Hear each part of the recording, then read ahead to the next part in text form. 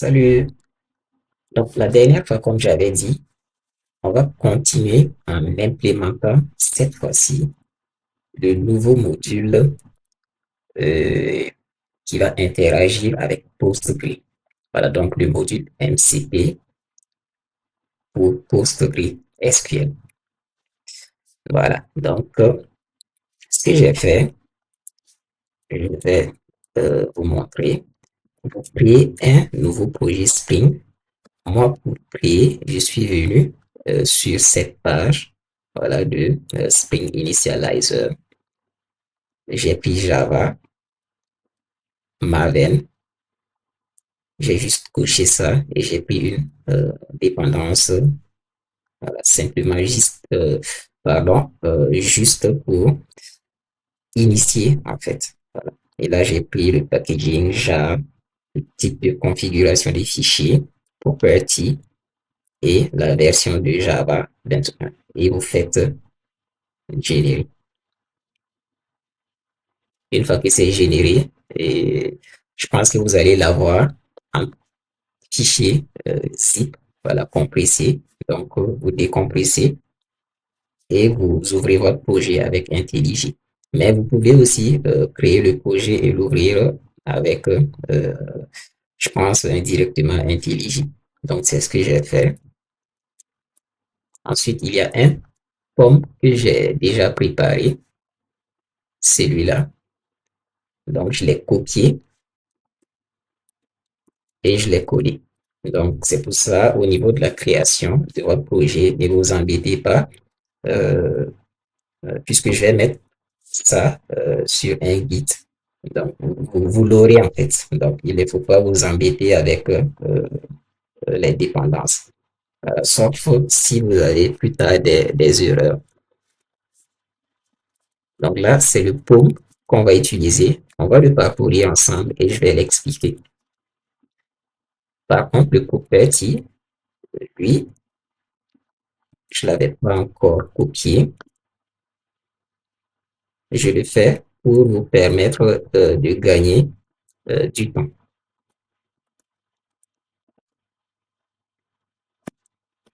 Voilà, et c'est bon. Donc, on va commencer par notre pomme XML. Donc là, Spring 3.4.7, la version. Et qu'est-ce qu'on a? Java 21. On utilise Spring AI. Voilà cette version.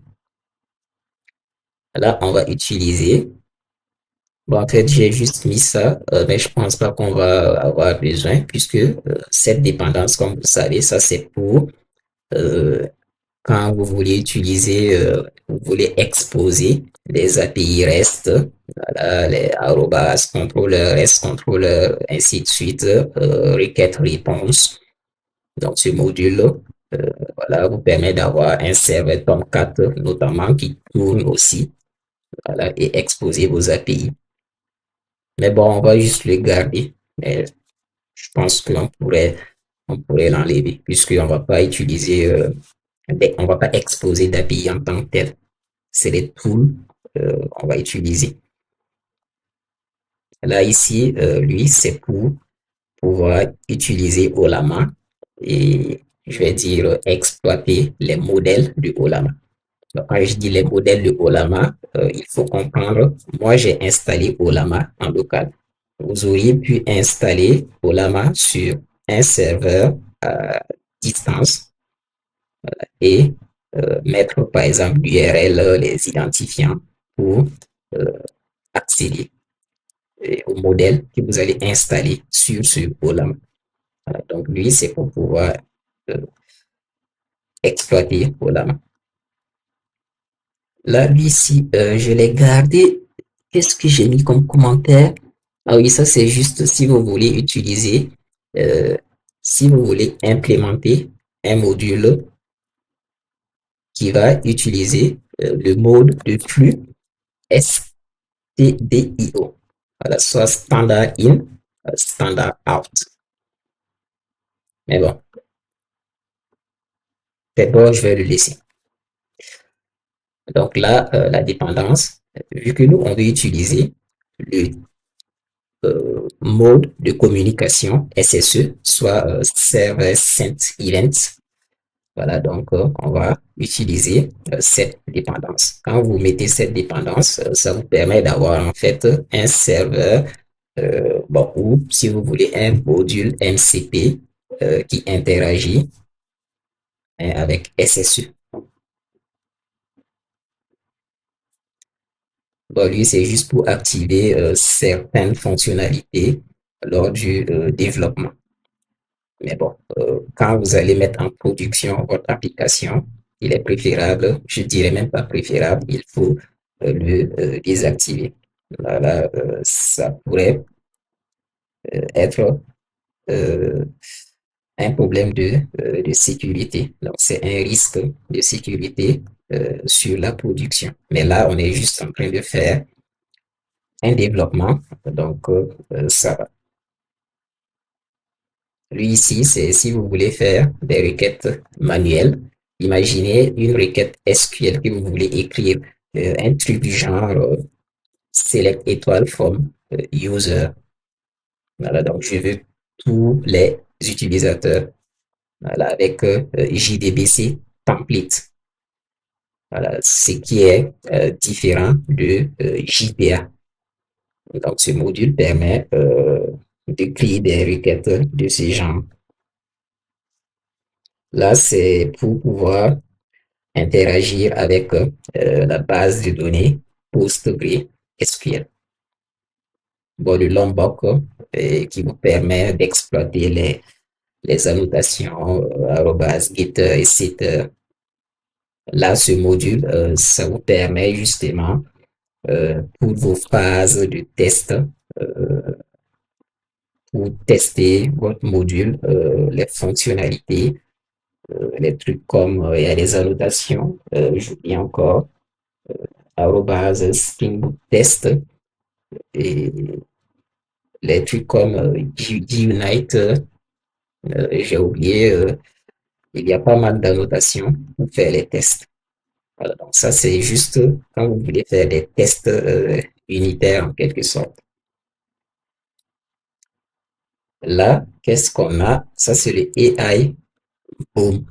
Lui, souvenez-vous, j'avais expliqué, mais je vais revenir dessus. En fait, ça va vous permettre, euh, lui, il est comme l'orchestrateur. Voilà. Si vous voulez, il gère, lui, en fait, là, on centralise la gestion des versions des dépendances. Donc, lui, il va gérer les versions pour vous. Donc, remarquez, dans toutes ces dépendances, je n'ai pas mis de version. Il n'y a pas de version. Il y a Group ID, Artifact ID, Scope, mais il n'y a pas de version. Voilà. Et c'est géré comment? C'est lui qui le gère. Et comment il le gère? Il le gère en fonction de Spring AI version. Donc, si je remonte, donc la version 1.00. Donc, il va voir pour chaque dépendance, il va prendre en compte d'abord la version de Spring AI et voir quelle version est adaptée à chaque dépendance pour qu'on n'ait pas de, voilà, bon, de conflit, de problème. Voilà. Et en bas, vous avez les plugins. Donc, ça, c'était pour le POM. Donc, on va faire la synchronisation. On le laisse tourner. Là, ici, pour le fichier de property. Donc là, bon, j'ai juste mis le nom, voilà, pour le module Spring. Il va tourner sur le bord. Ici, c'est quoi? C'est juste des commentaires, mais avec des configurations. Donc, ça, c'est quand vous voulez utiliser la configuration STDIO, voilà, soit standard in, standard out. Et donc, vous décommentez cette partie. Et là, qu'est-ce qu'on a mis?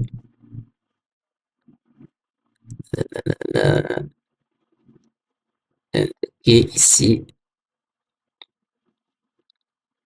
là, quand vous voulez utiliser par exemple Claude AI comme client pour standard in, standard out. Donc, vous décommentez ça et ça. OK. Et voilà ce que nous, on va utiliser, vu qu'on utilise le mode de communication SSE, Server Sent Event. Donc là, ici, on a quoi? Le nom du serveur MCP. Voilà, ici, c'est le nom du serveur Spring. Bon, en fait, du module Spring. Voilà, mais par contre, là, c'est un nom qui va être utilisé plus tard par notre module client MCP. On va utiliser le type synchronisation. Il y a le type A5. Voilà, ici c'est 5.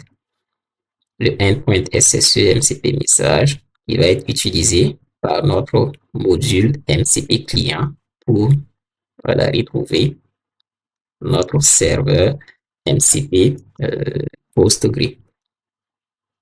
Bon, juste ici, on a mis la version 00. Voilà. Hein. Et ici, c'est la configuration pour accéder à PostgreSQL. Donc, qu'est-ce que vous avez? L'URL, le nom de la base, le driver, les identifiants, le mot de passe. Là, lui, je l'ai mis, c'est parce que j'avais eu une erreur. Par exemple, lorsqu'on définit des dépendances, quand je dis des dépendances, on a une erreur de dépendance circulaire. Par exemple, vous allez avoir une injection de dépendance qui fait appel à une autre dépendance et cette dépendance aussi fait appel. Euh, voilà, c'était un truc de ce genre, mais voilà, je vais l'enlever parce que j'ai corrigé l'erreur. C'est parce que j'avais mal, j'allais dire, configuré, implémenté mes dépendances. Donc, ça faisait une circulaire.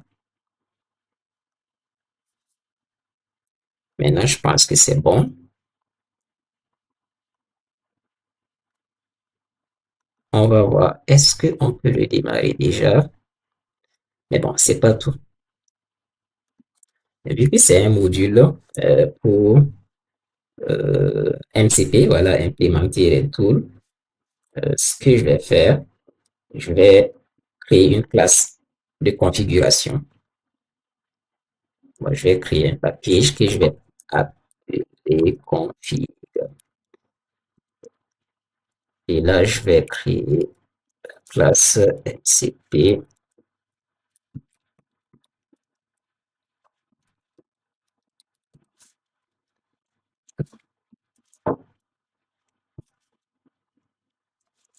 Et la notation, il ne me donne pas configuration. Ah, c'est bien lui.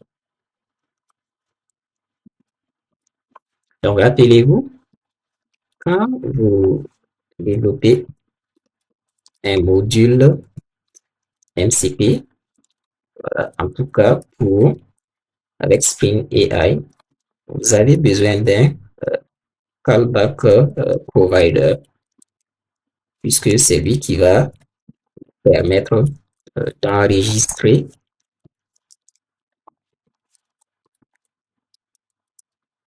Il va permettre d'enregistrer vos, voilà, vos, comment on appelle, vos classes MCP.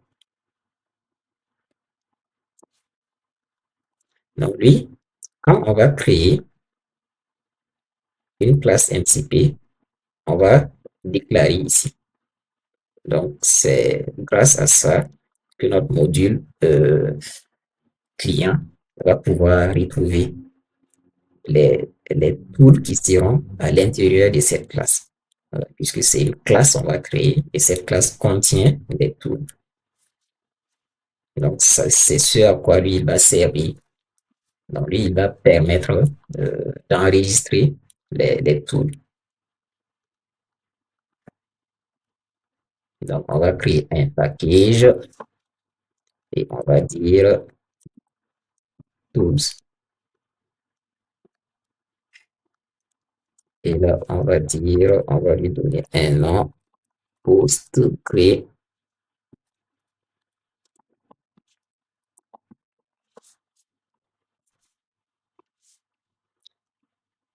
Maintenant, lui, à son niveau, on va le définir en mettant,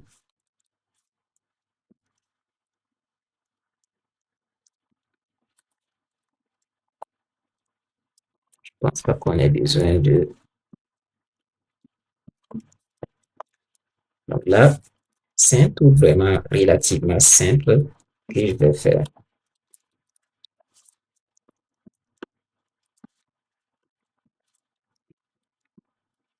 Et qu'est-ce que je vais mettre? Bon, disons, ce-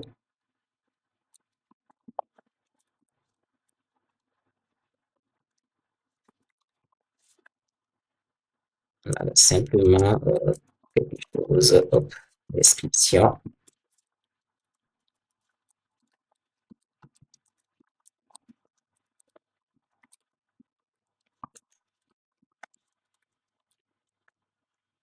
Simplement.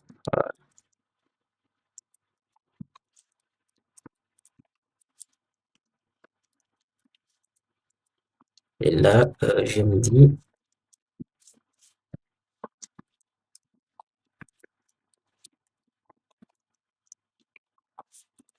je pense que, qu'est-ce que j'ai cliqué? Désolé. Voilà. Voilà. Qu'est-ce qu'il y a? C'est pas ça. Disons simplement get all user. En fait, return all user.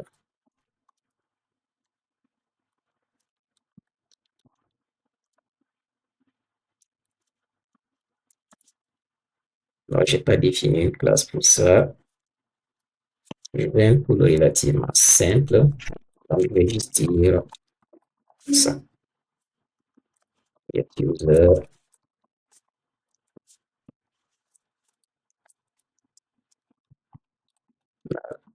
En fait, lui, je l'ai juste mis comme ça pour vous montrer comment avoir un module MCP qui va interagir avec PostgreSQL. Et là, simplement. Donc ça, en fait, je pense que c'est bon. On le copie, on vient ici, on le met là.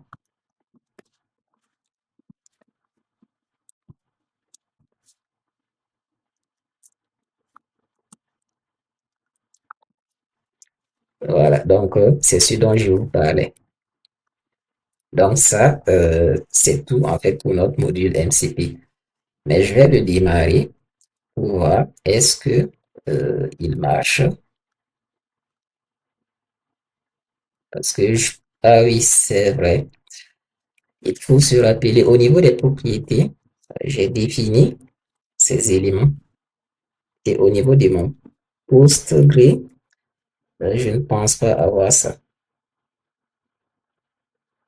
Donc, voilà, je pense que c'est ce qui va poser problème. Donc, ça, c'est pour le module MCP qui interagit avec Alfresco. Je pense que c'est bon. PG admin. Puis, je vais démarrer et voir. En fait, c'est juste pour tester. Je pense qu'il va me dire quelque chose du genre. Je ne vois pas bien. Bon, si je ne me trompe pas. Ah oui, c'est vrai, c'est vrai. Ah oui, en fait, je pense que je l'avais. Ouais, je pense que je l'avais déjà dans ma base de données. En tout cas, si je ne me trompe pas, je crois que j'avais déjà créé ça. C'est pour ça il n'a pas signalé d'erreur. Donc là, en fait, vous voyez, il a démarré bien sûr le port 80-82. Il a enregistré qu'un seul tour. Voilà. Donc, c'est bon pour ce module MCP PostgreSQL. Donc voilà, vous pouvez améliorer et ajouter d'autres. Voilà. Par exemple, vous auriez pu venir ici, créer une autre classe et créer d'autres tools à l'intérieur. Voilà. Mais bon, pour le moment, nous, on va juste se contenter de ce truc, voilà, de ce tool, voilà, et seulement de cette classe. Donc, c'est tout pour ce tuto. Et prochainement, on va voir le module, comment il s'appelle, client. Voilà. Mais bon, ça, ça va nous permettre d'appeler les deux modules MCP Alfresco et MCP PostgreSQL. Donc, ici, je pense que ça va. Prochainement, on va peut-être voir des requêtes, voilà, à ce niveau. Donc, bon, vous voyez, c'était relativement simple. Donc, merci à vous et à très bientôt pour la prochaine fois.